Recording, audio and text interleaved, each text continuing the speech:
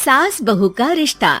निधि और उसकी सास के बीच हमेशा किसी न किसी बात पर अनबन छिड़ी ही रहती है, जिसके चलते दोनों कभी एक दूसरे को समझने और प्यार करने की कोशिश तक नहीं करती। अरे मेरे तो भाग ही फुट गए जो ऐसी बहू मिली। हाय, मेरी तो जिंदगी बर्बाद हो गई। भगवान, या तो अच्छी सास दे देता या फिर गूंगी। इन्हें मेरे सिर बिठाकर कौन से जन्म का बदला ले रहे हैं भगवान।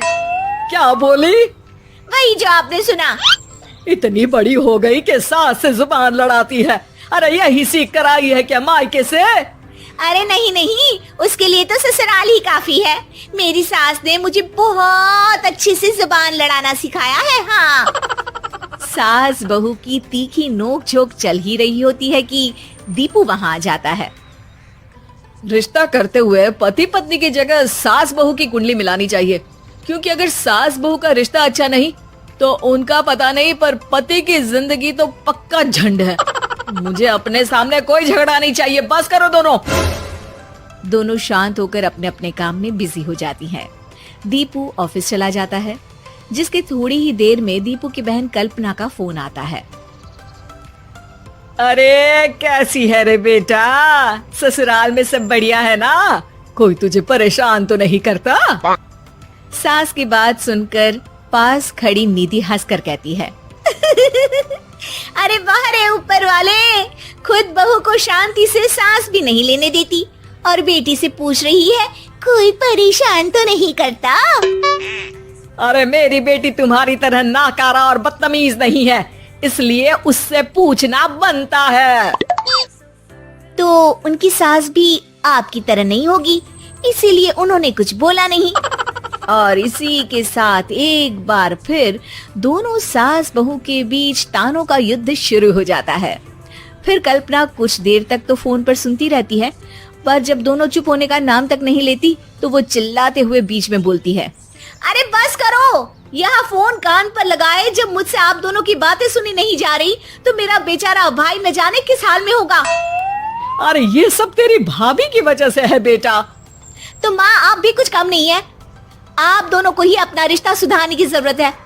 मैं एक बाबा को जानती हूँ जो रिश्ते सुधारने में एक्सपर्ट हैं। आप दोनों उनके पास जाइए। ना जी ना, मैं ऐसे ढोंगी बाबा में नहीं मानती। देखा, कहा था ना। अरे ये तो हमारे घर में शांति चाहती ही नहीं है। भाभी, एक बार ट्राई करके तो देख लो। इस पर निधि मान जाती है और अगले ही दिन दीपू के ऑफिस जाने के बाद दोनों बाबा के पास पहुँच जाती हैं। सास बहू के बीच रिश्ता कुछ ज्यादा खास नहीं है। हर समय तू मैं चलती रहती है। हाँ जी हाँ, बिल्कुल सही। आप तो बहुत ज्ञानी है बाबा जी। तो उपाय सुनो, बहू को साफ और सच्चे मन के साथ सास को 12 लाल और 12 हरी चूड़ियां भेंट करनी है। मतभेद अपने आप कम हो जाएंगे। बाबा का उपाय सुन अगले दिन निधि सास को चूड़ियां भेंट कर देती है, लेकिन इससे भी उन दोनों के बीच कुछ सही नहीं होता। अरे पक्का इसने ही किलस कर चूड़ियां दी होंगी, तभी कुछ नहीं हुआ। दोनों दोबारा बाबा के पास जाती हैं। कुछ नहीं होता। तो दूसरा उपाय सुनो। सुबह सूरज निकलने से पहले ही घर की सफाई कर सारा कूड़ा घर से बाहर कर ठंडे पानी से स्नान करना है। इससे दोनों के बीच रिश्ते अच्छे हो जाएंगे। अरे इतनी जल्दी मम्मी जी ही उठ सकती हैं? ये आपको ही करना पड़ेगा। मैं अकेली तो लड़ाइयाँ नहीं करती ना।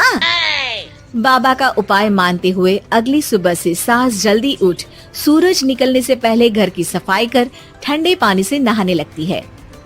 ये सब कुछ दिन तक चलता है, जिससे अभी भी दोनों के रिश्ते तो नहीं सुधरते, पर सास की तबीयत खराब होने लगती है। अब लगता है आपने मन से काम नहीं किया होगा, तभी तो रिश्ता वैसा का वैसा पड़ा है और तबीयत खराब हो गई। अरे सही कहती थी तुम, कल मुहा ढोंगी बाबा।